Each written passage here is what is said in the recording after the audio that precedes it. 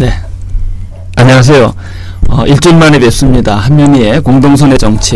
오늘도 그 광명교육감님 모시고서 지난주에는 이 빈부에 따른 강남북의 교육 격차가 얼마나 심했는지 말씀을 들어봤는데, 오늘은 그것과 조금 다른 아마 그 진보교육감은 여러분들 이시긴 하지만은 서울시 교육청만의 아주 특징이 있습니다.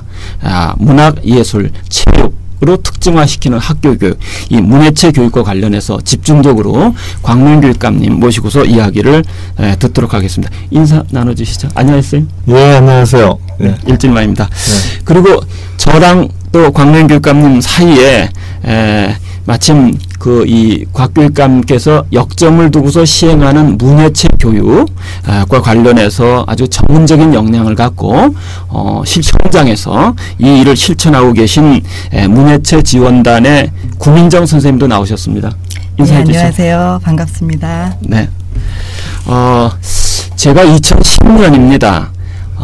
일본에 그 야마기시 공동체라는 곳을 방문을 했었습니다. 아, 그러셨군요. 네. 네. 그 도쿄도 약간 그 위에 있는 이 사이타마 현에 있는 곳인데, 이곳은 아마 2차 세계대전 끝나고 나서 그 야마기시 미호조라는 분이 그 절망에 빠진 일본 국민들의 정신을 치유하기 위해서 무소유 공동체를 표방하면서 일본에서 확장이 되고, 한국에도 화성시의 산안마을이라고. 네, 제가 가봤습니다. 네, 가보셨죠? 네. 들어서 있습니다.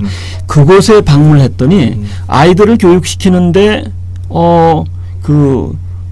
음악 연주회 연습을 쫙 시키더라고요. 그래서 참관을 했는데 피아노, 바이올린 등등을 이렇게 가르쳐서 쭉 살펴보는데, 대략 어떤 친구는 처음에 끼익 삐빅 이렇게 거리면서 화음이 안 맞겠죠. 그런데 이것을 맞춰가면서 이 아이들이 아름다운 연주로 가더라고요. 그래서 이렇게 커가는 아이들은 정말 심성 바른 교육이거든요. 공동체에서나 시행할 수 있는 이 교육을 광명교육감께서는 다부지게 공교육에서 한번 실현해서 아이들의 심성도 맑게 하고 세상을 향해서, 친구들 향해서 폭력이 아니라 배려 존중이, 그렇죠? 이런 교육 아마 본격적으로 하시겠다는 의지를 갖고 계십니다. 그렇다면 이 문예체 교육이 어떻게 구현되고 있는지 광명교육감님께서 먼저 풀어주시죠. 예, 문예체 교육 그러면 대부분의 사람들이 그거 사교육 받아야 되는 거 아니야? 이렇게 생각하세요. 네. 또 문예체 교육 그러면 그거 아무래도 공부하고는 관계없고 약간 그렇게 하다 보면 날라리과로 빠지는 거 아니야? 이른바 딴따라과. 네. 이렇게 걱정하시는 분도 있어요. 그러니까 문예체는 교육의 본질과는 거리가 멀고 격가지다. 내지는 호사 취미다. 이렇게 생각하는 분들이 적지 않은데요. 절대로 그렇지 않습니다. 사실 교육의 본질에 가장 가까운 것이 문예체 교육이라고 생각이 드는데요. 문이라는 게 뭐예요? 글문이잖아요. 그렇죠. 결국 글을 써서 소통하고 글로 표현하고 하는 게 문화입니다. 그렇죠. 그래서 우리가 문예체라고 할 때 이제 인문적인 이해, 그 세상과 사람에 대한 이해, 이거는 충동을 이기는 거고, 충동을 이해하는 거거든요. 그렇죠. 그런가 하면 예술 문화로 가면 충동을 승화하는 거거든요. 또 체육은 사실 충동 자체가 기쁨이에요. 그건. 그렇죠. 동물로서의 인간인데요. 그렇죠. 그러니까 이 문예체라는 것은 우리가 사람과 세상을 이해하고 사람의 그 자유혼, 상상력, 창조력 이런 것들, 그리고 이제 문예체 혼자 하는 경우보다 함께 할 때 더 또 함께 해야 되는 게 많고, 그렇죠. 함께 할 때 더 재미가 있단 말이에요. 네. 그래서 협동심 이런 것들을 기르는 건데요. 한마디로 얘기하면 행복의 필수 조건이고 그 좋은 삶의 필수 조건이에요. 그래서 이것은 사치제가 아니고 필수제다. 네. 일상재화다. 우리가 일용할 양식이에요. 이게 없는 삶은 얼마나 삭막한 삶입니까? 그렇죠. 저는 그렇게 생각을 하죠. 예. 또 평생 가는 평생 교육의 평생 학습의 대상이기도 하고요. 그렇죠. 우리 구민정 선생 어떻게 생각하세요? 저야 100% 공감하죠. 저는 경험으로 그걸 예. 피부로 느낀 바가 많기 때문에 예. 전적으로 공감합니다. 예. 네. 그러니까 우리 광명교육감님 얘기하신 것처럼 사실 문화, 라틴어로 쿨투라라고 말하는데 그것에 이제 동사형이 쿨티베이트. 근데 이게 경작하다라는 예, 말의 그렇죠. 뜻이지 그렇죠. 않습니까? 예. 그러니까 아마 인간이 진화 과정에서 인간의 생존에 가장 적합하도록 자연을 경작했는데 그것을 가능하게 한 것은 인간이 갖고 있는 정신의 능력이다. 그리고 이 정신의 능력에 의해서 사실은 원시 시대부터 그림 그리고 춤추고 그렇죠? 이런 것들이 물질 중심의 사회로 오면서 잃어버렸거든요. 이 소중한 가치를. 그래서 정서가 메마르는데 이런 것을 이제 교육을 통해서 저렇게 부활시킨다는 건 참으로 중요하다라는 말씀이고 그 과정에서 우리 김정 선생님 오신 것이 어떤 역할이라고 봐야 되는 건가요? 구민정 선생님. 예, 제가 경험을 통해서 얻은 그 기억이 있는데 그걸 하나 말씀드릴게요. 네. 제가 연극반을 지도를 많이 했잖아요. 근데 그 연극반 학생들 중에 외고를 지원하는 학생이 있었어요. 그 동아리 활동을 하는데 근데 연극은 연습을 많이 해야 되고 때로 학생들은 방과 후에 학원을 가야 되는데 학원을 가지 못하고 연습에 참여해야 되는 경우가 있죠. 이제 학부모님들은 걱정이 되시는 거예요. 얘를 이제 학년 말에 외고 입시를 치르게 해야 되는데 소위 특목고죠. 그러니까 공부 잘한 학생이었어요. 그래서 이제 걱정하시는 전화를 여러 번 하셨고 그때마다 이제 제가 어머니 언제까지 연습시키고 바로 보내겠습니다. 뭐 기타 등등. 근데 이제 나중에 공연을 보러 오셨어요. 근데 공연을 보시고는 저를 느닷없이 끌어안으시는 거예요. 그게 이제 저는 거기서 만가지 표현이 다 있었다고 생각을 하는데 그러면 이제 저녁도 학생들하고 같이 조금 먹으라고 조금 이렇게 부담이 가지 않는 한도 내에서 지원도 해주시더라고요. 그래서 학생들이 조금 더 좋은 식사를 할 수 있었어요. 근데 그분께서 나중에 말씀하시기를 너무 감사합니다. 왜냐하면 그 학생이 공부를 하면서 너무 스트레스가 많으니까 집에서 짜증이 많았어요. 근데 연극을 하도록 허락을 적당히 해주면서 그 마음을 다독인 거죠. 부모님께서. 그래서 그렇죠. 부모님이 그 안타까운 그 공부를 빨리 해야 되는데 얘가 연극을 하니 시간을 뺏기지 않겠어? 이런 마음을 조금 억누르시고 학생의 어떤 자발성 그거를 존중해 주시니까 더 열심히 공부를 하더라고요. 그랬겠죠. 예. 그래서 이제 물론 계속 학생의 그러니까 자녀의 마음도 쓰다듬어 줄 수 있었고 그다음에 사실은 결과도 좋게 났고 뭐 여러 가지 이후에 있는 얘기지만 어쨌든 끌어안아 주셨던 그 마음을 제가 잊지를 못해요. 예. 그럼 이런 구민정 선생님의 경험 이야기는 사실 우리 광명 교육감님의 사교육 그리고 공교육의 수장과 연루돼서 또 시민들이 궁금해할 듯 싶어요. 달리 말하면은 광명 교육감님의 자녀도 있을 터이고 자녀에게는 그럼 문예체 교육을 어떻게 시키나 틀림없이 공부 잘할 것 같은데 그렇죠? 걱정 그럴 때 궁금해하시죠. 공교육으로 끌고 들어와서 이걸 그러면 달리 가겠다는 거야 아니면 같이 가겠다는 거야 이런 얘기를 시청자들은 틀림없이 궁금해하실 것 같아요. 그 얘기 좀 한번 해주시죠. 근데 우선 좀 드리고 싶은 얘기가 있어요. 그러니까 문예체 교육이라는 게 그러면 우리 학교 교육에서 낯선 것이었느냐? 전혀 그렇지 않습니다. 우선 예술의 기본이 음악미술인데 음악미술 교육을 초등학교서부터 유치원서부터 고등학교 때까지 매주 서너 시간 이상씩 꼬박꼬박 받았어요. 그런데도 불구하고 우리는 악기 하나 제대로 못 다룬다. 그렇죠. 또 화구 하나 능숙하게 솜씨 있게 다루지 못한다는 이제 사람이 대부분인 거죠.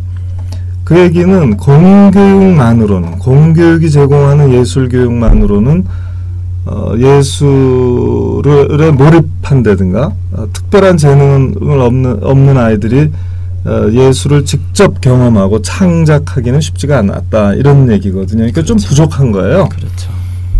학교 교육이 안 시킨 게 아니라 체육도 마찬가지죠. 체육도 운동 잘하는 애들은 체육 시간을 통해서 마음껏 뛰고 저같이 운동 못하는 사람은 아무리 쫓아다녀도 공 한번 잡아보지 못하고 발로 차보지 못하고 체육 시간이 끝났거든요. 네. 허구한 날 그렇게 끝난 거예요. 그 다음에 문은 이런 거 아닙니까? 문학도 있고 우선 국어, 인문인데 이게 이제 주로 사회 과목이죠. 또 국어 과목인데 이런 걸 통해서 우리가 문예체에 접하는 거예요. 다만 부족한 겁니다. 그러니까 특별한 재능이 있는 아이들은 문학반, 연극반, 몸반 해서 동아리 활동을 하든 아니면 또 집안이 좀 넉넉한 사람들은 방과 후에 개인 레슨을 받아서 다 해온 거잖아요. 그렇죠. 근데 이런 개인 레슨을 받든가 특별한 재능이 있거나 또는 두 개가 결합되지 않은 사람들의 경우에 공교육만으로는 부족했던 거죠. 네. 그렇게 해서 모든 사람이 그렇게 많은 음악 시간, 그렇게 많은 미술 시간, 그렇게 많은 체육 시간, 그렇게 많은 국어 시간을 거쳐왔는데도 돌이켜보면 별로 뭘 했나 싶고 뭐 하나 손에 잡히는 게 없는 그 문제예요. 그래서 그렇죠. 저는 이 예술교육, 문화교육, 또 인문교육이야말로 이제 특히 예술교육은 주로 사교육 시장에 의존해 왔잖아요. 개인 레슨 시장에. 이것이 이제 사람들의 격차를 굉장히 벌려놓는단 말이야. 행복해지는 조건으로 조건을 똑같게 향유하는 게 아니라 여기서 이제 행복으로 가는 길에 격차가 생기는 거죠. 그래서 저는 언제나 골똘하게 생각했어요. 어떻게 하면 공교육만으로도 거의 모든 사람에게 평생 지속 가능한 예술활동 하나를 익숙하게 해줄 수가 있을까? 어떻게 해야 그런 구기 체육 종목 하나를 몸에 배게 할 수 있을까? 이런 고민들을 많이 했어요, 사실은. 그렇죠. 그러니까 그 사실은 딴 답변 드렸네요. 네, 아니 이따가 다시 답변할게요. 네, 왜냐하면 짚어 주셔야 할 것들을 먼저 짚어 주셔서 문학예술 체육활동이라는 게 사실은 그 인간이 살아가면서 삶의 기쁨, 삶의 희망 이런 것들 또 그 가운데서 행복도 느낄 수 있는 성질의 것들이고 그런 것들이 일부 공교육이 제공은 했지만 사실 부족은 했다는 것이죠. 그리고 지금 말씀하신 것처럼 그리고 지난주에 우리가 그걸 강남북의 교육 격차를 살펴보긴 했었는데 프랑스 사회학자 브루디웨가 그러니까 사회적 불평등도 알고 보면은 사실은 이 문화를 접하는 차별에서부터 시작되었다라는 지적을 해줬거든요. 이 점은 어떻게 교육감님께서 생각하시는지? 그러니까 사실 가장 극복하기 어려운 격차가 문화 격차 아니겠어요? 그렇죠. 우리 국민성 선생님 어떻게 생각하세요? 지금 강남북이라고 하잖아요. 우리가 잘 사는 지역, 좀 상대적으로 열악한 지역 할 때 강남북 지역 학생들 간에 좀 문화 격차 또는 예술 교육 격차가 좀 심합니까? 예, 교육감님 뭐 그 강남 강북은 위치상으로 말하는 게 아니라 실제로 그 경제적인 수준이 어느 정도냐 이거에 따라서 학교 수준이 어느 정도냐 이렇게 나눌 수 있는데 실질적 의미의 강남북 격차고요. 지리적 의미를 넘어서 그죠. 그런데 제가 그 요번에 그 학교 폭력 연극 그 나중에 말씀드리겠지만 순회 공연을 하잖아요. 그리고 설문조사도 해보고 그러면 실제로 극장에 한 번도 가보지 못한 학생들이 많아요. 근데 그것이 그 소위 강북 학교일수록 더 많죠. 그래서 그렇죠. 그러니까 부모가 그 어느 정도 경제적인 수준 혹은 지적 수준이 되느냐 이것에 따라서 문화자본의 차이는 아주 큽니다. 그것이 가장 크다고 봐요. 그러니까 경제적인 수준이 낮아도 학습지나 학원은 보내야 된다고 생각하시죠. 근데 우리 아이한테 그 연극 공연 그다음에 음악회 이런 거를 마련해 주시려면 정말 여유가 있으셔야 되거든요. 그것에서 정말 강남북 차이가 크게 납니다. 개인 레슨이라든가 문화 체험이라든가 하는 데서 강남북 격차가 가장 심할 수가 있겠네요. 그렇죠. 근데 사실 이게 이제 정말 중요한 교육 문제라는 걸 인식하셔야 됩니다. 왜냐하면 이 세상의 빈곤 중에 이 세상의 결핍 중에 가장 사람을 어렵게 하고 가장 오래가는 게 그 악순환을 불러오는 게 문화의 빈곤과 결핍이거든요. 문화활동, 예술활동, 창작활동에 가까이 가보지 않은 사람과 이것을 평생 가까이 하고 사는 사람의 격차는 얼마나 큰지 몰라요. 그러니까 문화활동의 맥시멈이 노래방인 분들하고 훨씬 다양한 문예체 활동을 접근하며 사는 분들하고 그 차이가 많을 거 아니에요. 그런데 대부분은 왜 우리가 풍요로운 삶이 어렵냐 하면 사실 문예체라는 게요. 어느 날 갑자기 잘할 수 있는 게 아니고 잘 못하면 짜증도 나고 또 한편으로는 어울릴 사람도 많지 않고 또 돈도 들어요. 그렇기 때문에 어린 시절에 몸에 배는 게 중요하거든요. 그렇게 되면 긴 한평생 동안 조금씩 연마해서 좀 잘할 수 있게 탁월성으로 향해서 갈 수 있잖아요. 그런 게 한두 가지는 학교 생활에서 갖춰져야 돼요. 그렇죠. 그러지 않으면 평생 엄청난 격차를 만들어낼 거라는 거죠. 그래서 저는 문예체 교육을 어떻게 하면 공교육 안에서 실제로 할 것이냐. 형식적으로 다 주어지는 이 문예체 교육의 실질화 문제, 활성화 문제, 아이들에게 체화시키는 문제, 이것이 가장 크다고 보는 것이죠. 그렇죠. 이게 이제 제가 얘기하는 문예체 교육의 그걸 한번 진지하게 접근해 보자는 참 뜻이에요. 사실 교육 격차 해소하고 굉장히 관련이 있는 겁니다. 깊은 관련이 있다. 그렇죠. 그러니까 그 아리스토텔레스의 경우에도 인간에게 그 이 덕 있는 행동이 나오려면 큰 뒤에 교육 좀 받아 갖고서는 행동 실천의 변화가 본질적으로 야기되지 않거든요.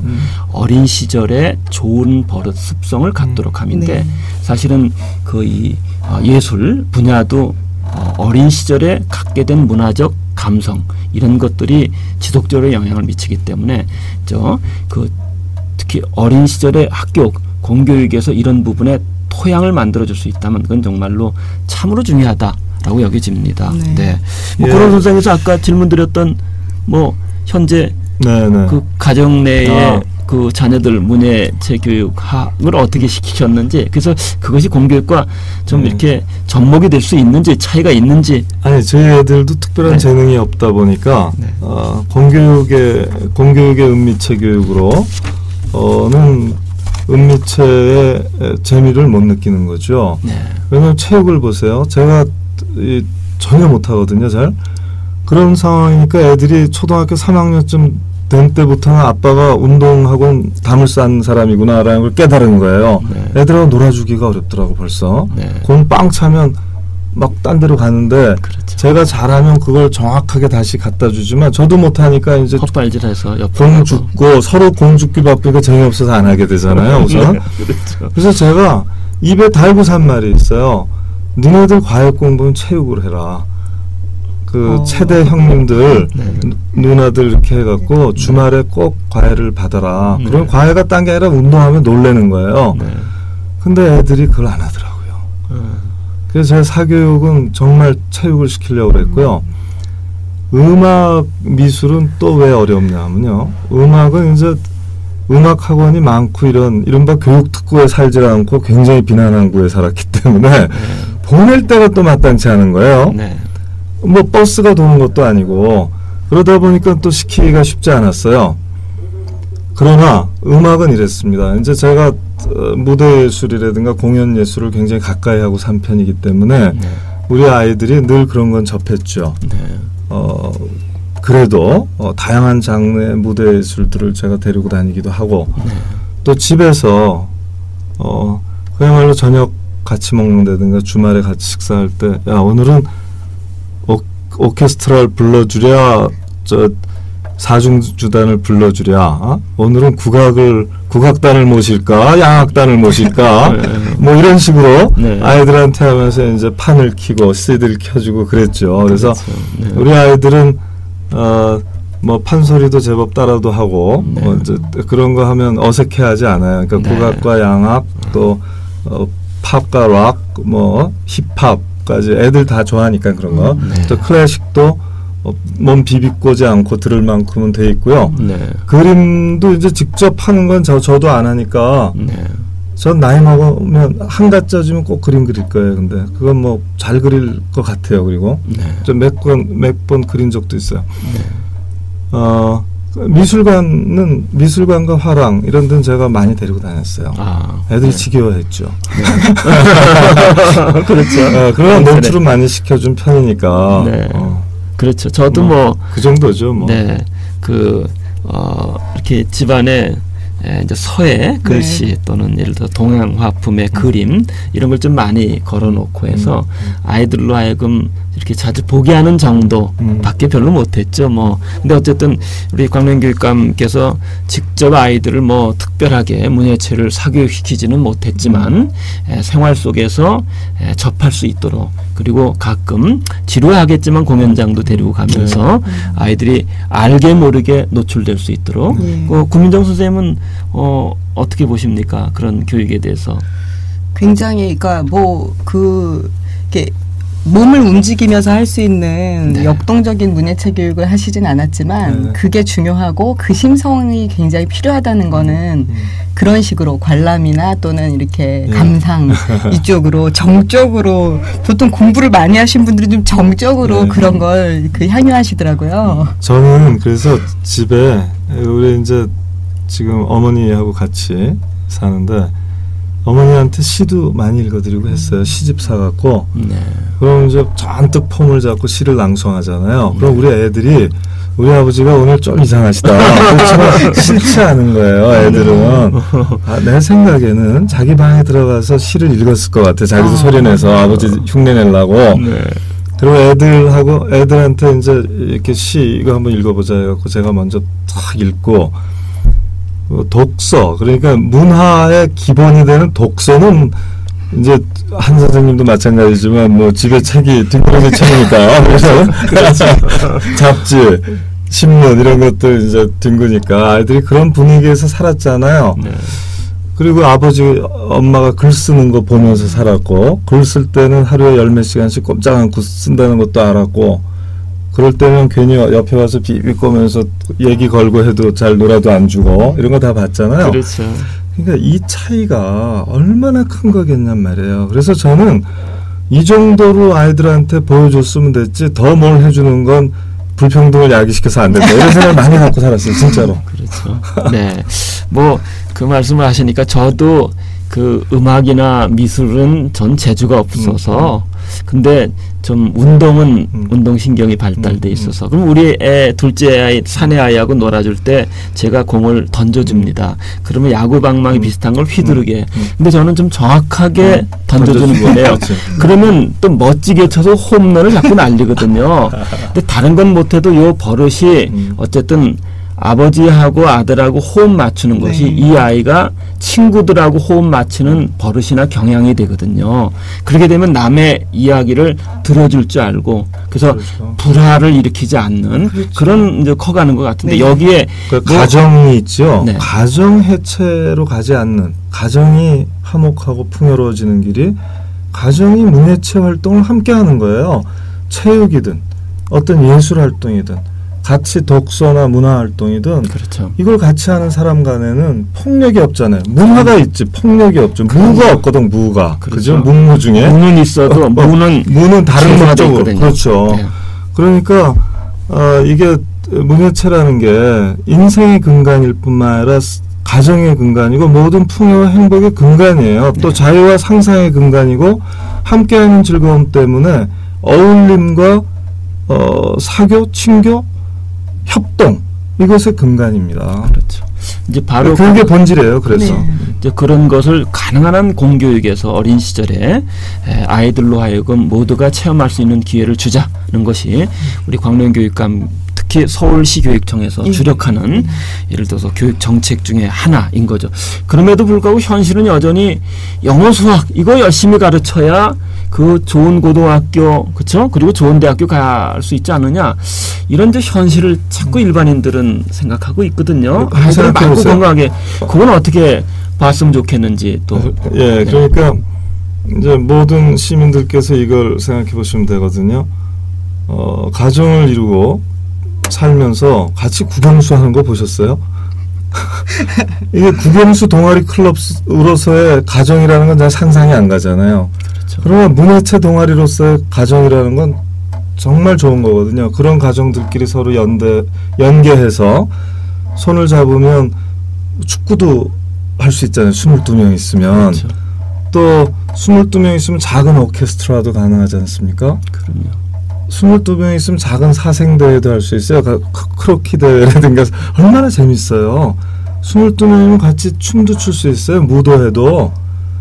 그러니까 문예체야말로 경쟁력이고, 그러니까 인생의 경쟁력이라는 표현보다 행복을 위한 경쟁력이라고 볼까? 네. 그런 거라는 생각이 들고 정말 오래 가는 것이다. 국영수는 잠시요, 문예체는 평생이다. 그렇죠. 이런 생각이 들고요.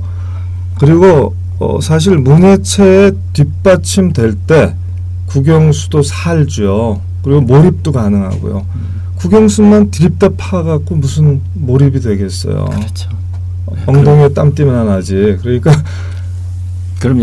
국영수 교육이라는 것이 이제 상당 부분은 인간의 그 이성의 기능을 제고시키는 교육인데 도구죠. 예.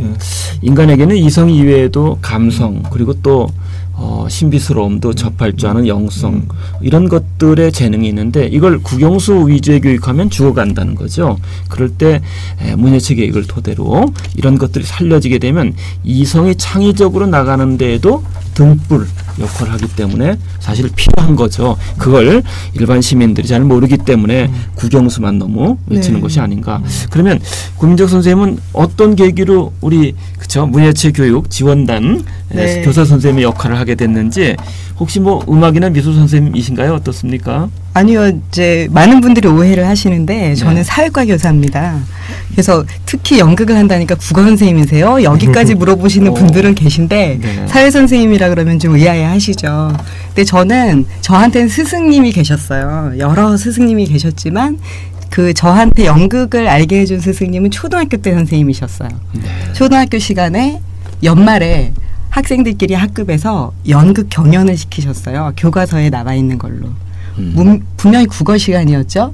근데 이제 그 시간에 조를 나누어서 모듬을 나누어서 연극을 공연했는데 저희 팀이 1등을 한 거예요. 근데 상품은 뭐였냐면 꽈배기였어요. 초등학생들한테는 먹는 게 정말 좋은 선물이잖아요. 네.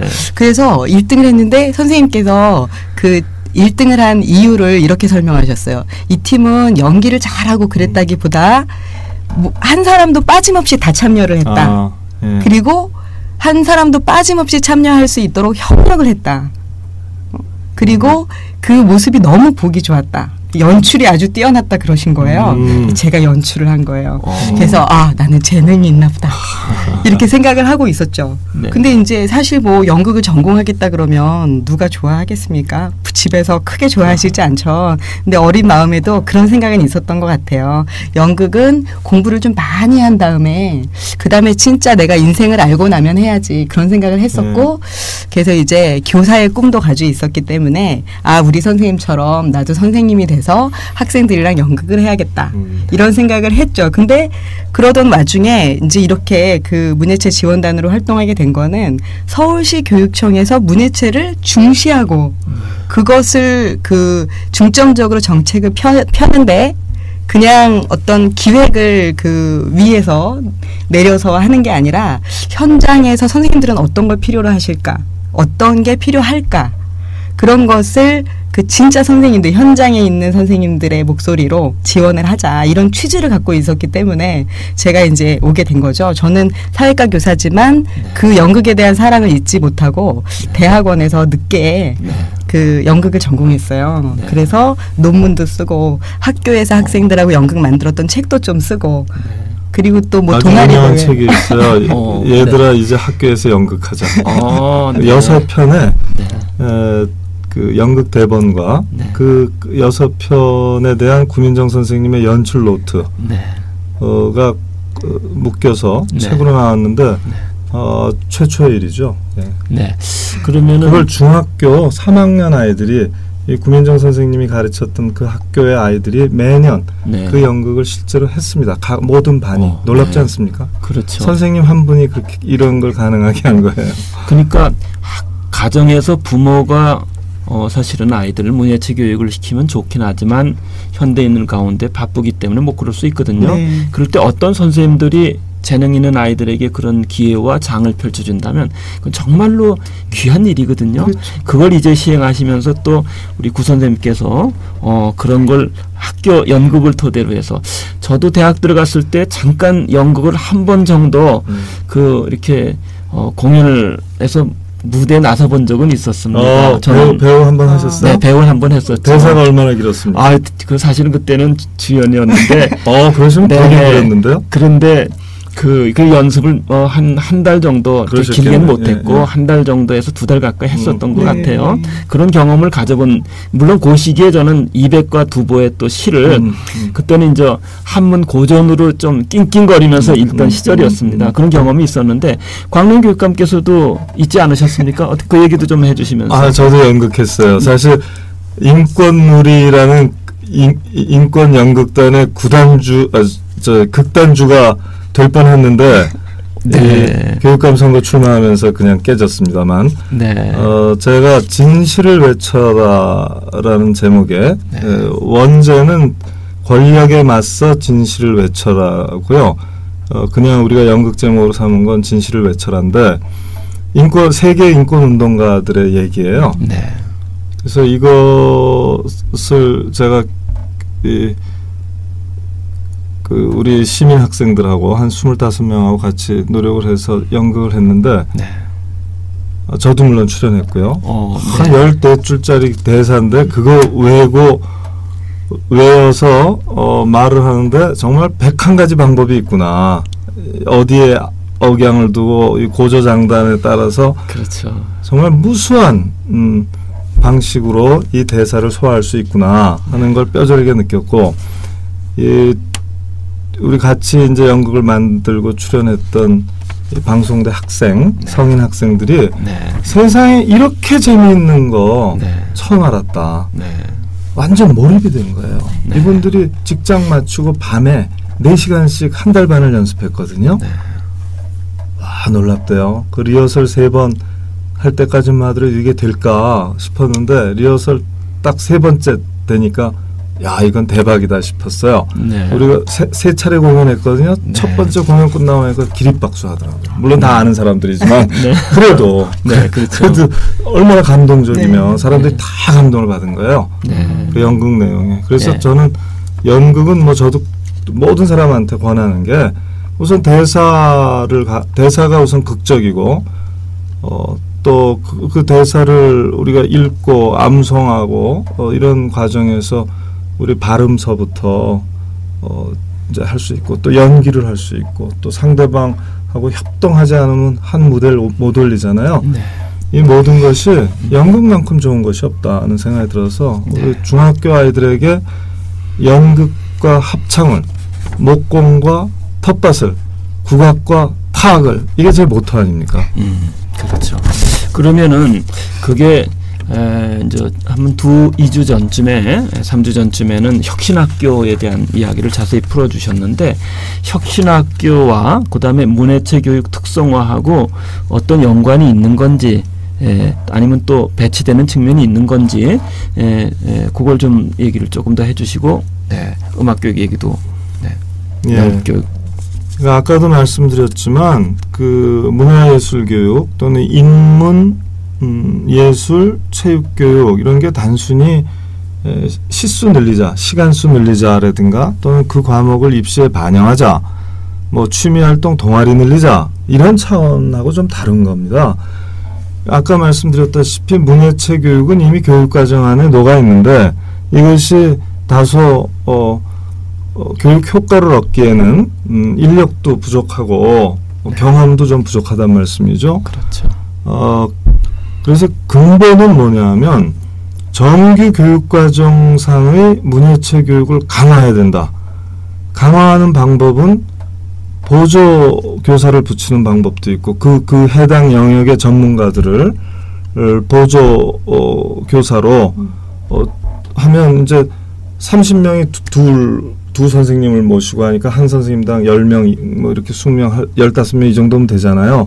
그러면 개별 지도가 가능해지지 않습니까? 그렇죠. 그래서 가급적인 개별 지도가 가능하게 해서 그 중요한 시간에 일주일에 서너 시간씩을 꼬박꼬박 쓰는데 이것이 정말 효과를 낼 수 있게 해주자. 기왕 투자한 건데 조금 더 투자하면 그런 사람들 간의 격차를 줄일 수 있고 평생 사회를 건강하게, 사람을 건강하게, 가정을 건강하게 할 수 있는 투자다. 이렇게 생각해서 이 분야에 대해서 투자를 늘리자 이런 생각을 갖고 있는 것이고요.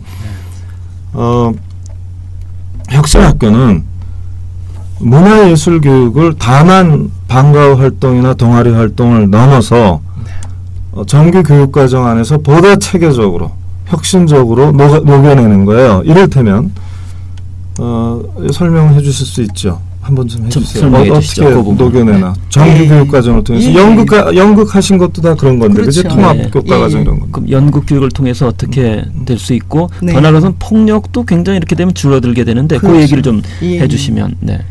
그러니까 혁신학교든 일반 학교든 마찬가지인데요. 네. 사실은 교육 과정 속에 그 문화예술 교육이 녹아 들어가야 된다는 말씀은 적절하신 말씀이고요. 왜냐하면 특별한 어떤 학생들만 하는 게 아니라 교육 과정 속에서 한다면 모든 학생들이 그걸 경험할 수 있기 때문입니다. 그렇죠. 특히 이제 수업 시간이 학생들한테는 가장 많은 시간을 학교 생활에서 할애하는 시간이잖아요. 그러니까 수업 시간 자체가 문화예술적인 교육 방법, 교사학습 방법론으로 다시 만들어질 수 있습니다. 사실은 사회 수업 시간에도 연극을 활용한 수업을 하는데 특별히 예술적인 방법이 필요한 이유는 뭐냐 하면 우리가 혁신학교는 특히 전면적인 그 교육 혁신을 꾀하고 그리고 원하는 것은 뭐냐 하면 목표 지점은 모든 학생들이 행복한 학교, 선생님이 행복한 학교, 그리고 학교가 가고 싶은 학교. 근데 그러려면은 그 안에서 가장 중요한 가치인 인간에 대한 존중이 상호 이루어져야 됩니다. 그렇죠. 그죠? 그런데 예술은 그것을 이룰 수 있는 가장 빠른 길이에요. 그렇죠. 아까 시인낭송 집에서 하셨다 그러셨는데 댁에서 그때 아버지가 시인낭송을 하고 있는데 옆에서 떠들 수 있겠습니까? 그럴 수 없죠. 예술활동은 협력을 통해서 이루어져야 돼요. 어떤 학생이 또는 친구들이 무언가를 표현하고 있는데 내가 그걸 들어주지 않으면 안 되거든요. 그렇죠. 그죠? 그래서 국어 시간, 사회 시간 혹은 음악 시간이라도 학생들이 중심이 돼서 그 경험을 예술적으로 표현하면 아름다움이 물론 거기에 포함이 되죠. 그 아름다운 그 경험을 지켜보면서 누구도 거기를 방해 놓을 수 없는 거예요. 그렇죠. 그래서 상호 배려하고 존중하는 그리고 소통하는 그래서 결국은 인간의 존엄성이 실현돼서 내가 존중받는 학교, 행복한 학교 이것이 이루어질 수 있는 길이 되는 거죠. 그렇죠. 그래서 수업 시간에 선생님들은 어떻게 하면 이걸 교수학습 방법으로 녹일 수 있을까? 혹은 그 창의 체험 시간 왜 창의 체험 시간에 어떤 주제로 할까 고민하는 선생님들 많으신데 그 혁신학교인 강명초등학교나 그런데 그 또는 다른 학교들도 학년별로 1학년은 뭐 영화 2학년은 목공예, 뭐 3학년은 뭐 연극 이런 식으로 학년별 창체 시간에 예술 교육을 하세요. 네. 그러면은 제가 가서 직접 보기도 했는데 학생들이 정말 그 몰입은 말로 표현할 수 옆에서 뭐라고 떠들어도 돌아보지도 않습니다. 네. 그건 뭐냐면 왜 몰입이 가능하냐면 하고 싶기 때문인 거죠. 그렇죠. 하고 싶은 마음이 생겼기 때문에 그걸 하는데 그렇죠. 누가 옆에서 뭐라고 하는데 돌아볼 정신이 있겠습니까? 심지어는 음악 수업을 이렇게 하시는데 그 아까 그 공교육에서 2% 부족한 그건 뭐냐면 전문 예술인이 가셔서 도와줄 때 그게 협응이 잘 일어나는 그렇죠. 거거든요. 그래서 전문 강사를 지원해 주셔서 학교에서 이제 전문 그 예술을 전공하신 분이 선생님과 도와서 같이 수업을 하시는 거예요. 그러면은 학생들한테 그 전문적인 그 예술적인 지식 혹은 그 뭐 노하우 이런 걸로 수업을 하시면 학생들이 너무 즐거워요. 그러니까 옆에서 참관하는 사람들이 드나들면 보통 이렇게 누가 왔나 보게 돼 있거든요. 근데 이 학생들은 거기에 몰입해서 돌아보지 않습니다. 네. 네. 그러니까 뭐 아이들 가운데 영어 수학 잘하는 아이들이 열심히 하겠지만 그 재능이 조금 떨어지지만 다른 능력 있는 아이들도 있단 말이에요. 그렇죠. 그럴 때 이런 아이들은 영어 수학만 가르치면 사실은 주의력 같은 것이 결핍이 되고 근데 이런 아이들에게 문예체 교육을 시켰을 때 지금 말씀하신 것처럼 공작기구를 만들면서 몰입해보는 이런 아이들은 끈끈한 예를 들어서 이 자세력이 길러지기 때문에 이 다음에 뭔가 하더라도 성공을 거둘 수 있거든요. 근데 영수만 잡고 그저 고집한단 말이에요. 질문 하나가 비슷하게 와 있습니다. 한 가지만요. 네. 그러니까 혁신학교는 그러니까 여러 가지로 정의를 설명할 수 있지만 혁신학교는 문예체 교육이 정규 교육 과정과 방과 후 활동 시간을 통해서 훨씬 더 실질화된 학교다라고 말씀드릴 수 있어요. 네. 이 문예체 교육을 위해서 연극이나 뮤지컬 같은 것을 학년별로 모든 반이 다 하게 한다든가 이게 굉장한 사업이거든요. 그렇죠. 연극 뮤지컬 영화는요. 한 반 30명 아이들이 빠짐없이 참여할 수 있는 거리를 줍니다. 한 명도 소외되는 아이가 없거든요. 그렇죠. 눈이 반짝반짝 빛나게 돼 있어요. 어떤 그렇죠. 애는 홍보 마인드가 있어서 네. 홍보를 어떻게 하면 널리 알릴 수 있는 꾀를 막 짜내고 네. 어떤 아이는 이걸 포스터를 잘 만들어서 포스터를 폼나게 만들 궁리를 하고 네. 어떤 아이는 대본을 좀 변형하는 애들립이 승해서 네. 그거에 기여하고 어떤 아이는 춤으로 어떤 아이는 노래로 어떤 아이는 연기로 다 할 수 있어요. 어떤 애는 찍는 것으로 네. 어떤 사람은 섭외하러 다니는 걸로 그죠? 그렇죠. 그래서 정말 한 반이 하나가 돼요. 이걸 경연대회라고 하면. 그런데 중학교 2, 3학년에 이런 거 한 번씩을 해보세요. 평생 가죠. 그렇죠. 사실 엄청난 경험이거든요. 이게 그래서 지금 구민정 선생님 아까 말씀을 놓치셨는데 이제 어떻게 연극이 가능한가 하면 중학교 3학년 2학기 기말고사 끝나고 나면 좀 널널해지잖아요. 진도도 안 나가잖아. 못 나가잖아 사실은. 그렇죠. 보통 자습해라 이러는데 이 시간들을 국영수 사과 예술 선생님들이 다 모여갖고 네. 연극을 하는데 필요한 시간들을 확보를 하는 거예요. 그렇죠. 같이 통합 교육 과정을 운영해서 그렇죠. 예. 이게 너무 멋있는 거예요. 전환기 수업. 예. 혁신학교에서는 예. 이런 수업들이 더 활발하게 빈번하게 체계적으로 지속적으로 일어나게 해서 문예체가 모든 수업의 한 기법이기도 하고 내용이기도 하고 그렇죠. 또 그거 자체가 종합이고 통섭이기도 하게 그렇게 일어나는 거거든요. 네. 그렇게 해서 문예체를 그 집안에서는 문화자본이 상대적으로 열악한 사람들도 학교에 와서 문화자본을 늘려가는 그렇죠. 그렇게 해서 가정 간 격차를 해소할 수 있는 그 명시적인 목표를 갖고 있는 게 혁신학교의 문화예술체육교육의 특징입니다. 그렇죠. 그러면 그 재미있는 에피소드도 있을 것 같은데 예를 들자면 그 한 반에 상대적으로 폭력 성향의 아이도 있을 것 같고 네. 온순한 아이도 있을 터인데 예를 들어서 뭐 이게 연극을 토대로 해서 역할을 좀 바꿨을 때 네. 나타나는 반응이라든가 뭐 이런 재미난 이야기는 없었습니까? 그게 요즘 특히 네. 학교 폭력이 모든 네. 시민들의 걱정거리죠. 그런데 그렇죠. 지금 서울시교육청에서 제가 사실은 교육감님께서 그거 아이디어를 최초로 주셨죠. 학교 폭력을 연극으로 풀어보면 어때? 그거야말로 관심 있는 사람들이 다 같이 모여서 그 역지사지하면서 경험해 봐야 되는 일 아닌가. 그렇죠. 사실 신문지상에서 얘기되는 너무 끔찍한 사건들은 누구나 다 치를 떠는 얘기죠. 이게 지금 우리 그렇죠. 아이들이 다니는 학교에서 일어나는 일인가.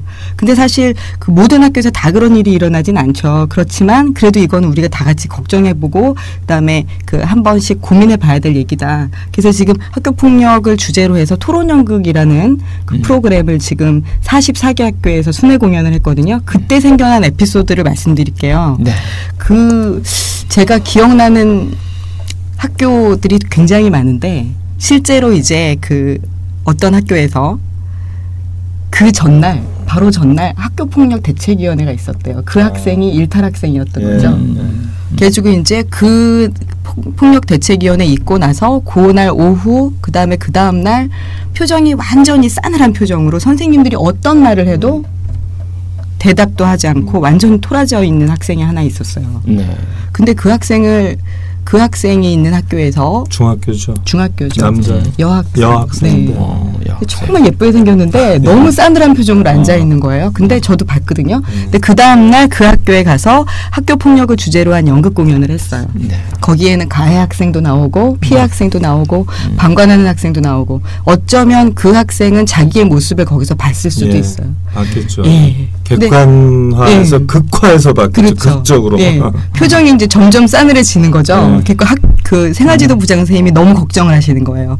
저 학생이 이 공연이 끝나고 나면 뭔 일을 저지를 것 같은. 근데 공연이 끝났어요. 그리고 나서 요번 그 프로그램의 특징은 연극 공연만 하는 게 아니고 공연이 끝나고 나면 학생들하고 다시 토론을 해요. 그래서 이 공연에서 있었던 문제가 혹은 그 장면이 어디가 불편한가, 어디를 고치면 좋겠는가. 그래서 학생들이 다시 고치고 그 다음에 다시 다 모여서 그 고친 생각들을, 아이디어를 그대로 다시 무대에서 재현을 합니다. 수정해서 공연하는 거죠. 근데 이제 바로 그 자리에서. 예, 바로 그 자리에서. 배우들이 힘들어요. 예, 그래서. 그렇죠. 그래서 이제 흩어져서 그룹 활동을 하게 되는데 그 학생이 딱 이러고 앉아갖고 안 움직이는 거예요. 그러니까 생활지도부장 선생님 걱정이 되셨죠. 저 학생 어떡하지? 그랬고 제가 옆에 가서 이 말을 붙였어요. 네. 왜냐하면 그 학생 가만히 있으면 분위기가 완전히 망가지잖아요. 그 프로그램 자체가. 그렇죠. 그런데 사실 걱정은 어른들의 기우였던 거예요. 이 학생은 표정은 그랬지만 말을 붙이니까 말을 하더라고요. 왜 안 갔는가 하면 저기에 나와 있는 모든 사람들이 다 원인 제공자예요. 그래서 자기는 어떤 그룹에도 갈 수가 없었어요. 이렇게 얘기를 하는 거예요. 네. 그래서 그래 네 말이 맞구나. 그래 그럼 선생님이랑 얘기 좀 하고 그다음에 이제 다시 그 끝까지 보자 그렇게 얘기하고선 프로그램을 마쳤어요. 근데 그다음에 계속 토라져 있는 표정을 하고 있던 그 학생이 생활부장 선생님하고 얘기를 나누. 생활부장 선생님이 가가지고 누구야 뭐 어떻게 했더니 얘기를 막 하는 거예요. 그 전에는 대답 하나도 안 했대요. 얘기하고 그다음에 막 웃으면서 점심 먹으러 가더라고요. 그래서 생활부장 선생님 나중에 오셨어요. 막 이렇게. 뭐냐면 이 프로그램의 단적인 효과, 그 학생의 마음을 녹였다. 그렇죠. 예. 이게 지금 이제 토론 연극이라는 거거든요. 네. 뭐냐면 보통의 연극은 막이 올라서 막이 내리면 끝나잖아요. 그렇죠. 그럼 집에 가잖아요. 이 토론 연극은 약 40분에서 50분 정도 준비된 연극이 끝나잖아요. 그럼 그때부터 시작하는 게 특징이에요. 그러니까 4, 50분 동안 이제 모든 관객들이 봤어요. 근데 그걸 보고 나서 이제 배우 교사라는 분이 나옵니다. 그래서 관객들을 향해서 얘기를 하기 시작해요. 이 지금 보신 것 중에 어느 씬이 제일 감동적이더냐, 아니면 어느 씬이 제일 불편하더냐, 어느 씬이 현실성이 떨어지더냐, 어느 씬이 마음에 남았냐. 그럼 관객들 중에 입을 열잖아요. 그렇죠. 그러냐. 그러면 불편했으면 한번 당신 같으면, 너 같으면 어떻게 그때 반응했겠니? 피해자란 말이에요. 그럼 그렇죠. 어떻게 했겠냐. 그렇죠. 방관 학생의 태도가 또 연극에 있잖아요. 그렇죠. 그거 어떻게 했겠냐. 거기 엄마도 나오고 아버지도 나오고 선생님도 나오고 가해 학생도 나오고 피해 학생도 나오고 방관 학생 다 나오잖아요. 각각에 대해서 어떻게 생각하냐 하면 그거 막 얘기를 하면 이제 이런 뜻이에요. 그러면 그거 아니에요. 그럼 일로 나와서 직접 얘기해봐. 그럼 직접 연극을 네가 해봐. 배우처럼. 그러면 이제 진짜 배우들이 거기에 기가 막히게 맞춰줍니다. 그 즉시에서 훈련된 배우들이기 때문에. 그렇죠. 이런 방식으로요. 2시간이고 1시간 반이고 계속 할 수 있어요. 그게 끝나고 나서 이때부터 2-3편 정도의, 그러니까 이 연극의 끝이 어디로 갈지 몰라요. 완전 재해석, 재창조를 하면서 전전반전을 계속 하거든요. 네. 그래서 모든 관객들이 동의할 때까지 가장 옵티멀한 결론, 가장 교육적이면서도 가장 현실적인 결론을 향해서 가거든요. 매 회가 새로운 창조예요. 어떻게 끝날지 아무도 몰라요. 기가 막힌 교육적인 효과가 있습니다. 그렇죠. 만족도가 몇 프로인 줄 아세요? 학생 행사하면 만족도 뭐 50% 넘기 굉장히 어렵거든요. 그러겠죠. 이거는 만족도가 아주 만족한다, 만족하다, 한다, 보통이다, 네. 보통 이하다, 2개 이제 이렇게 있잖아요. 그렇죠. 그러면 보통 이하다, 아주 그지 같다. 네. 이 두 가지 합쳐서 5%도 안 되고요. 네, 밖에 안 되네. 아주 만족한다, 만족한다. 네. 보통이다 빼고 80%.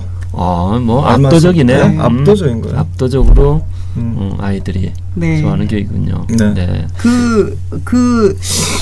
이제 관객 아까 말씀하셨잖아요. 그 배우 교사 그 역할뿐만 아니라 관객이 직접 올라가기도 하는데 그런 경우로 관객 배우가 되는 거거든요. 그렇죠, 그렇죠. 근데 이제 그 관객 배우가 올라가서 제가 기억나는 거는 모두를 울리는 상황이에요.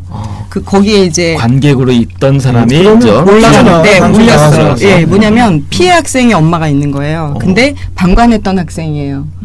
어머니 찾아왔어요. 어머니 제가 제 친구 어머니 딸이죠. 제 친구 누가 학교에서 이렇게 피해를 당하고 있는데 보고 가만히 있었어요. 걔도 너무 힘들었을 텐데 이러면서 얘기를 하러 올라왔는데 그 엄마는 배우잖아요. 분명히 진짜 엄마가 아니고. 그렇지. 근데 그 엄마랑 얘기를 하는데 이 친구가 눈물을 흘리는 거예요. 그래서 이제 나중에 진짜 관객 배우네요. 그러니까. 네, 그렇죠. 왜 눈물이 나냐 했더니 아무리 배우지만 친구 엄마라고 생각하니까 그 감정이 그대로 이입이 된 거예요. 그래서 그렇죠. 내 친구인 듯이 그 친구 얘기를 하면서는 엄마라고 생각하니 눈물이 뭉클뭉클. 그래서 이제 그 보는 사람들도 다 같이 또 다들 엄마 생각하면 조금 뭉클한 게 있잖아요. 그렇죠. 그러면서 저 피해를 당하는 혹은 가해를 한 학생에게도 엄마가 있고 그 엄마들은 너무 가슴이 아프겠구나를 생각하는 거죠. 예. 그러니까 그 제가 아는 물리학자 네. 노벨상을 수상한 닐스 보라는 학자가 그 이렇게 물리학의 현대 물리학의 지평을 열면서 그 얘기를 하는 거거든요. 물리학이라는 학문조차도 그러니까 객석의 관객이 그 무대에서 펼쳐지는 것을 객관적으로 기술하는 것이 아니라 관객이 실제로는 그 이 무대에 참여해서 펼쳐지는 새로운 드라마가 새로운 물리학이다.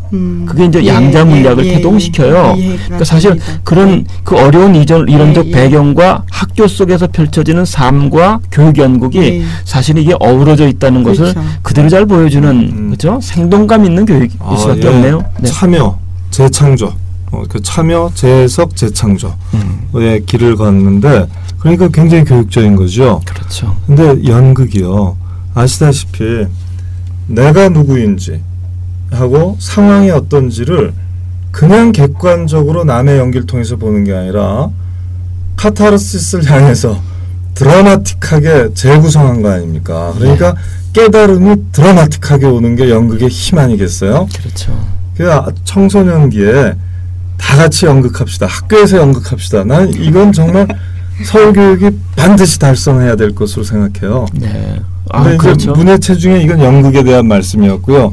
다 같이 뮤지컬 합시다도 있고 다 같이 요트 탑시다도 있고 왜냐면 한강도 있고 말이에요. 주변 저수지 있고 바다 가까운 나라인데 그렇죠. 못할 게 없는 거예요. 개인은 가난해서 요트가 없어도 학교는 부자라서 요트를 대줘야 되는 겁니다. 사실은. 그게 왜 어렵겠어요. 그렇죠. 공동의 자산으로 공동체의 아이들이 가장 최상의 교육을 받고 가장 풍요로운 교육을 받고 인간적인 모든 가치와 덕목과 경험에 접근하게 해주는 게 공교육의 고유한 목표 아니겠어요? 네, 마이클 샌델이 얘기하는 게 그거거든요.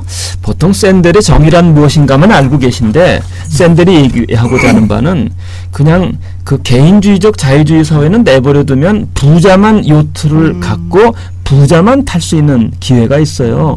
근데 그렇게 되면 공적으로 중요한 것들은 기능이 점차 약화나 상실돼가요.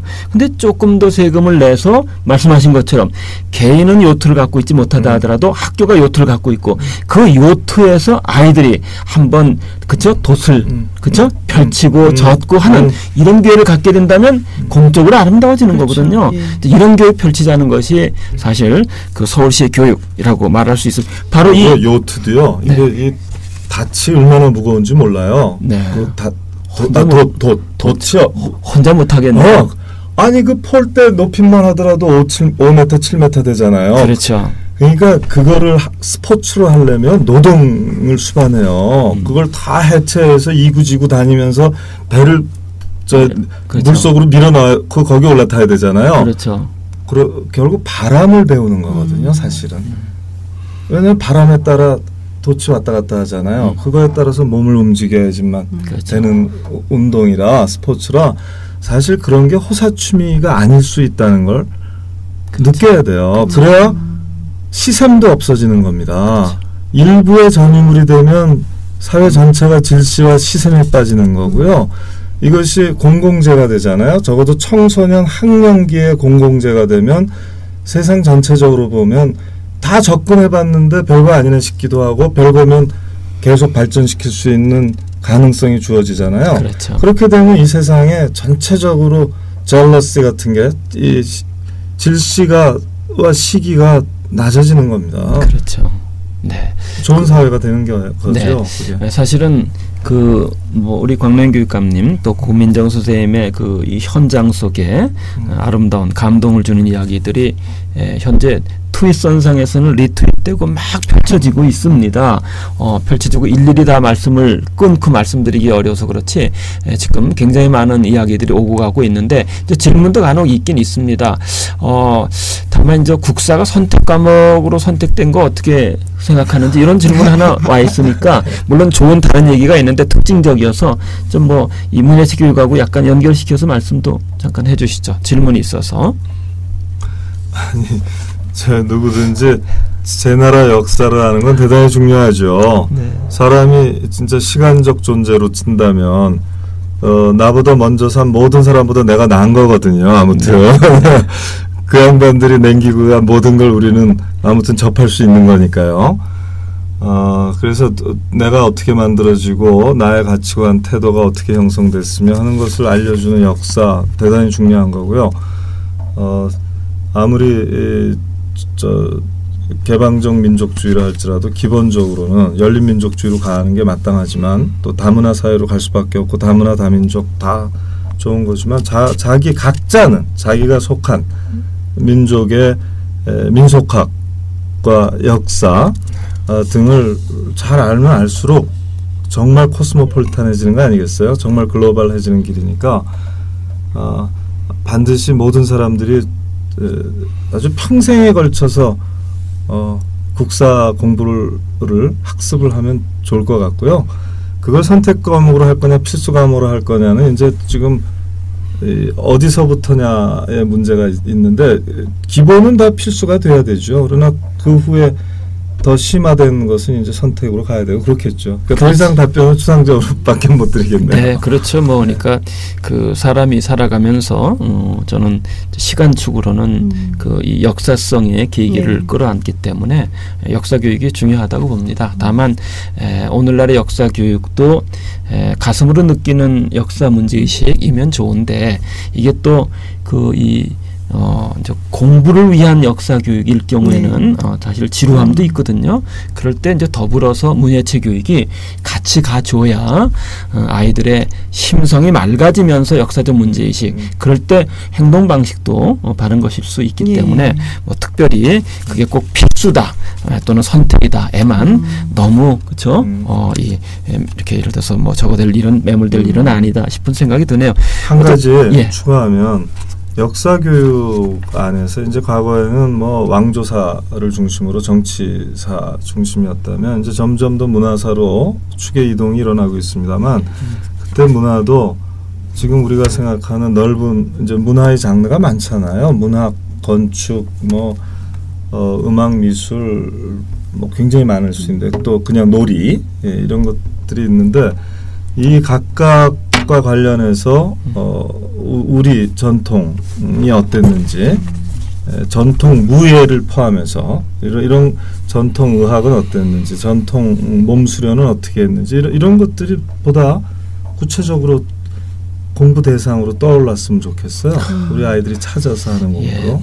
뭐 그 얘기 나오니까 제가 녹색대학 창립자로서 녹색대학은 그런 전통무예까지도 교과과정에 넣어서 이 태국권 같은 것도 우리 또 전통무예도 이렇게 배우고 했는데 그런 과정들이 일부 학교 교육으로 초중등 교육으로 가도 좋겠다라는 생각이 듭니다. 본방에 있지 않고 이제 제도권 안으로 흡수돼야 돼요. 그렇죠. 우리 제도권은 너무 서양 중심의 교과과정을 한 게 사실입니다. 그러니까 서양 이퀄 근대 해서 이 공교육이 근대 교육이면서 서양 교육이 돼버렸는데 그렇죠. 너무 전통과 단절이 심해요. 그래서 이 공교육 과정 안에서 뭐 국악을 포함해서 국학의 대상이 됐던 여러 가지 민속적인 것들이 민속학적인 것들이 아직도 부족하거든요. 그렇죠. 네. 더 강화되어야죠. 네. 이제 뭐 거의 뭐 이제 매듭 짓는 쪽으로 가야 되는데 이 좋은 문예체 교육이라 하더라도 이게 어려움이나 고충이 있을 것 같은데 네. 먼저 그 어려움이나 고충이 어떤 것인지 네. 예, 구민정 선생님 말씀 잠깐 해주시죠. 예, 사실 뭐 얘기하자면 어쩌면 가장 길게 얘기해야 될 부분이기도 한데요. 네. 그러니까 선생님들이 그 학교에서 다양하게 교육 그 교과 과정에도 문예체 교육을 혹은 동아리에도 문예체 교육을 네. 하시고 싶어도 가장 걸림돌이 되는 건 네. 그 이를테면 그 동아리 활동해야 되는데 학원 가야 하기 때문에 빨리 집에 가야 하는 학생들이 너무 바쁜 거죠. 그리고 수업 시간에 그런 다양한 활동을 하려면 학생들끼리 모여야 되거든요. 우리가 이걸 어떻게 하면 좋을까? 학생 활동이 중심이 된다면 오직 수업 시간에만 하지 않고 쉬는 시간에도 해야 되고 방과후 시간에도 모여야 되고 주말에도 모여야 되고 근데 그때마다 학원에 가야 되는 거예요. 그렇죠. 그러니까 이제 선생님들이 아이들이 너무 바빠서 할 수가 없어요. 이런 그 애로사항 가장 많이 말씀하시고 스포츠 클럽도 마찬가지입니다. 운동 연습해야 되는데 다들 바쁜 거예요. 그리고 또 하나 이제 아직도 그 동아리 활동할 수 있는 공간 학생들이 모여야 활동할 수 있잖아요. 그런 것이 이제 지금 그래도 동아리실이 많이 만들어져서 그나마 좀 해소가 되고는 있는데 좀 더 많이 필요하다 이런 말씀 많이 하시고 무엇보다도 부모님들께서 공부 너무 강조하시는 거예요. 여전히 그렇죠. 네, 그래서 학교에서만 뭐 이런저런 수행 평가를 비롯한 기타 등등 다양한 활동하면 공부는 언제 시키는지 걱정하시죠. 근데 조금만 기다려 주시면 되는데 네. 그래서 선생님들은 그런저런 애로사항을 많이 말씀하십니다. 네. 아니 앞으로요. 이제 서울시와 자치구 교육청 간에 종전에 볼 수 없었던 긴밀하고 촘촘한 신협력 체제가 가동할 거거든요. 네. 여기에 핵심적인 요소가 문예체 교육 활성화를 위해서 서울시와 자치구와 교육청이 손을 잡는 거예요. 시민사회까지도. 네. 그러면 그거의 구체적인 표현으로 서울시와 자치구는 그 보유 관리하고 있는 문예체 시설들 있죠. 네. 각종 공연 시설이나 체육관이나 그렇죠. 관자 돌림들, 박물관, 미술관, 음악관 뭐 여기들을 적극적으로 아이들 교육을 위해서 개방하고 공유할 것이다. 아주 대대적인 공유 운동이 일어날 겁니다. 시설과 자원의 공유 운동. 박원순 시장님과 교육청이 손잡고 그래서 며칠 있다가 그 지금 말씀드린 시설과 자원의 개방과 공유를 위한 MOU가 박 시장님과 저 사이에 체결되게 돼 있습니다. 네, 아주 반가운 이야기네요. 네. 이게 예를 들어 자치단체 따로 교육청 따로일 경우에는 이제 좋은 시설 놀리기 쉽고 네. 또 아이들의 경우에는 뭐 사회가 맑고 건강하기 위해서는 그런 시설물들을 원활하게 이용할 수 있어야 되는데 이게 그동안은 따로따로였는데 그렇죠. 이번에 이제 서울시 그쵸 박원순 시장하고 또 서울시청의 광래현 교육감 두 분께서 손을 잡고 협력 속에 아이들이 이런 것들을 제대로 향유할 수 있는 교육을 받을 수 있다면 우리 사회는 조금씩 그렇죠? 밝아질 수밖에 없다고 여겨집니다. 교육계 수장으로서 어쨌든 이 문예체 교육을 정책으로 펼치면서 애로사항도 적지 않게 있었을 것 같은데요, 교육감님. 예, 저는 이제 아까부터 계속 말씀드립니다만 이 문예체 교육은 교육의 곁가지나 여유 있을 때 할 수 있는 호사제가 아니다. 이것은 교육의 본질이 요구하는 모든 인간 활동을 포괄하는 개념이고 그런 의미에서 학생 누구나가 또 시민 누구나의 일용할 양식이자 필수제다. 이것은 그래서 이런 필수 공공재라고 한다면 여기에 더 많은 투자가 이루어져야 되고 교육 재정이 확충돼야 됩니다. 그렇죠. 대표적으로 저는 이 문화 격차가 심한 곳, 상대적으로 형편이 안 좋은 지역 학교에 대해서 문예체 보조 교사들을 과감하게 투입할 그런 계획을 갖고 있습니다. 그렇게 해서 좀 전문 지원 강사. 네. 그러니까 지금까지 영어 전문 지원 강사가 있었잖아요. 영어 회화 전문 강사 이런 게 있었는데 이제부터 문예체 전문 강사, 체육 전문 강사도 좀 있잖아요. 근데 이제 인문 및 예술 전문 강사를 좀 지원해 드리자 이렇게 생각하고 있어요. 형편껏 그러니까 처음엔 언제나 형편이 나쁜 데서부터 그렇게 시작한다는 거죠. 그러면 이제 뭐 거의 마무리를 지어야 할 단계인데, 지난주 출연하셨을 때에는 아이들 데리고서 저 시골에 내려가서 모내기 교육 그렇죠? 체험하시는, 그래서 뭐 어쨌든 노작 관련되어진 또 교육 얘기도 해주셨고, 오늘은 문해체 교육인데, 예를 들어서 아버지 부모로서 그 이제 예를 들어서 자식을 바라다 보는 것처럼 학교 현장에 선생님들이 그렇죠? 이런 교육을 하는 것과 관련해서 뭐 끝으로 좀 이렇게 소회라든가 갔으면 좋겠다라는 방향이라든가를 말씀해 주시죠. 예, 저는 제 아이들 키우면서 늘 꿈이 그거였어요. 우리 가정을 어떻게 하면 문해체 공동체로 만들 수 있을 것인가. 명절 때 수많은 가족이 모이지 않습니까? 되게 이제 큰 형님 댁이나 이렇게 모이잖아요. 그때 문해체 활동을 같이 하면 좋은데 대부분이 노래 부르고 화투 치지요. 근데 그걸 넘는 문해체 활동이 안 되는 이유는 우리가 공교육을 통해서 모든 사람이 일정 정도의 문해체를 능숙하게 할 만큼 숙달되지 못했기 때문입니다.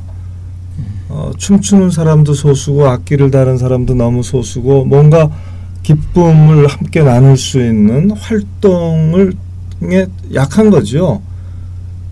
그래서 이것을 극복하는 것이 명절 블루스도 극복할 수 있는 아주 좋은 방법이라고 생각이 들어서, 저는 문해체 교육의 강화와 실질화야말로 21세기 문화의 시대, 감성의 시대, 창조의 시대에 대처하는 가장 좋은 교육이 된다는 확신을 갖고 있습니다.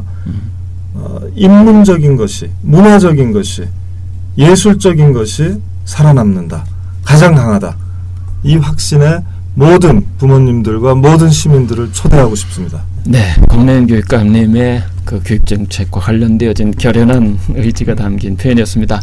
매듭을 짓기 전에 하나 뭐 말씀을 잠깐 드릴 게 있습니다. 어제입니다. 광노현 버리기라는 책이 이제 출판되었습니다. 여는 글은 함세용 신부님이 시대를 위한 성찰과 기도라는 말씀으로 주고 계시고, 그리고 이제 전북대 박동천 교수가 광노현 사건은 한국판 드레피스 사건이다 라고 글을 쓰고 있습니다.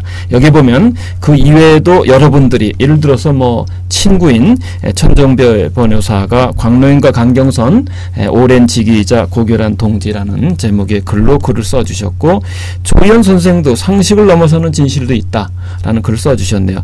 예, 물론 제 이름도 보이긴 합니다. 진영 논리 넘어 인애, 사랑이 싹트는 공동체 의식으로 광노현 사건을 보면 버려야 할지 살려야 할지 또 아마 판단하실 수 있을 거라고 여겨집니다.